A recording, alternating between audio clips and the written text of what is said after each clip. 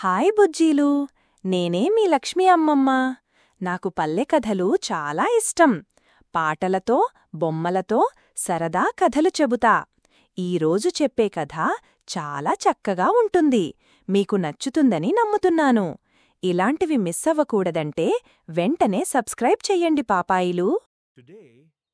పూర్వం కళింగ రాజ్యంలో పరమానందయ్య అనే పండితుడు ఉండేవాడు. ఆయనకు 12 మంది అమాయకమైన శిష్యులు.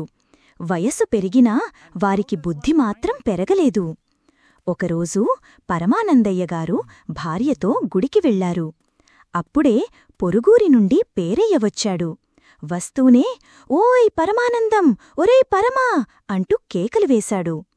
ఆ మాటలు విన్న శిష్యులకు విపరీతమైన కోపం వచ్చింది. మన గురువుగారిని ఇలా పిలుస్తాడా అని అనుకున్నారు.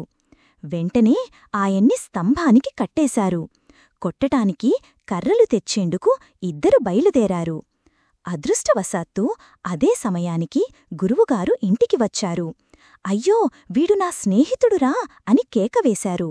వెంటనే కట్లు విప్పారు. పరమానందయ్యగారు శిష్యులను మందలించారు. మన ఇంటికి వచ్చే అతిథులను గౌరవించి మర్యాదలు చెయ్యాలి అని చెప్పారు.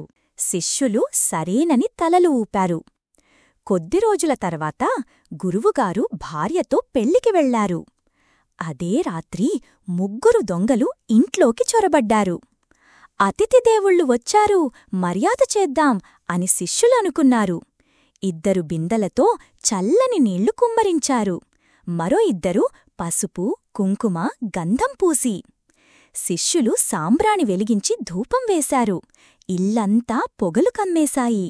రాజభటులు వచ్చి దొంగలను పట్టుకున్నారు. మరుసటి రోజు గురువుగారు వచ్చి నవ్వుకున్నారు. దొంగలను పట్టించినందుకు రాజుగారు శిష్యులను ఘనంగా సన్మానించారు.